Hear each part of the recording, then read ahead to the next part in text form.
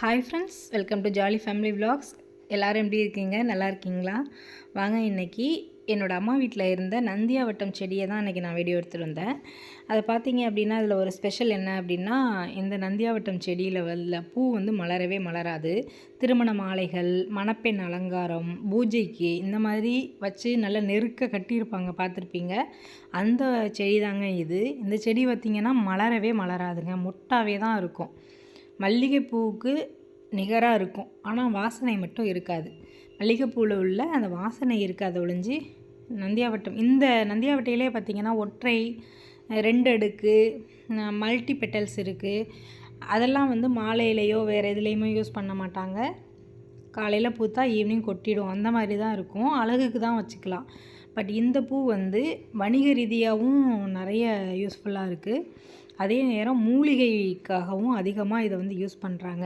மூலிகை என்ன எதுக்கு யூஸ் பண்ணுறாங்கன்னு தெரியாமையே நம்மலாம் வீட்டில் வந்து வளர்க்குறோம். கிராமப்புறத்தில் இதை நிறையா யூஸ் பண்ணுறாங்க. மெடிக்கல் ரீதியாகவும் இதை நிறைய வந்து யூஸ் பண்ண ஆரம்பிச்சிட்டாங்க. பூக்கள் பாருங்கள், பறித்து வச்சுருக்கேன். எவ்வளோ வெள்ளை வெள்ளையர்னு எவ்வளோ சூப்பராக இருக்குது பாருங்கள். அந்த காம்பு லைட் க்ரீனாக இருக்கும், பூ வெள்ளையாக இருக்கும். பூ அப்படின்னா நம்ம பொதுவாக மலர்ந்து தான் பார்த்துருப்போம். ஆனால் இது என்னமோ மலரவே மலராதுங்க, இப்படி தான் இருக்கும் பூ.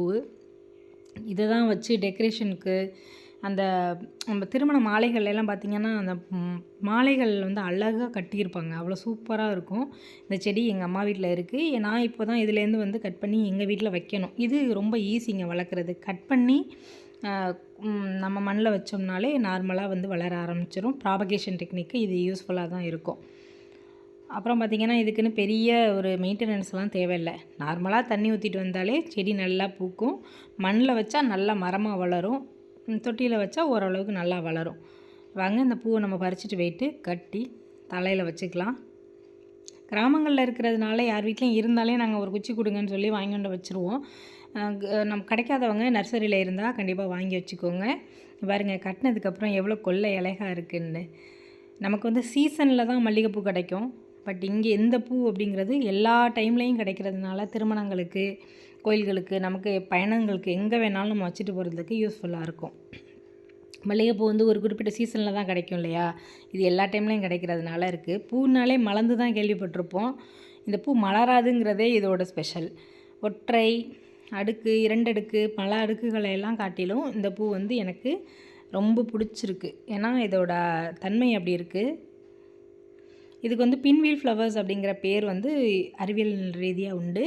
ஆனால் இங்கே கிராமங்களில் வந்து நந்தியாவட்டம்னு சொல்லுவாங்க, இல்லைன்னா நந்தியாவட்டையம்னு சொல்லுவாங்க. முன்னாடியெல்லாம் பார்த்திங்கன்னா இது வந்து கோயில்களில் தான் அதிகம் அந்த பூக்கள் இருக்கும். இப்போல்லாம் பார்த்திங்கன்னா வீடுகள்லையுமே வைக்க ஆரம்பிச்சிட்டாங்க. இந்த வீடியோ உங்களுக்கு பிடிச்சிருந்தா நம்ம சேனல் சப்ஸ்கிரைப் பண்ணி லைக் பண்ணி கமெண்ட் பண்ணுங்கள். நன்றி.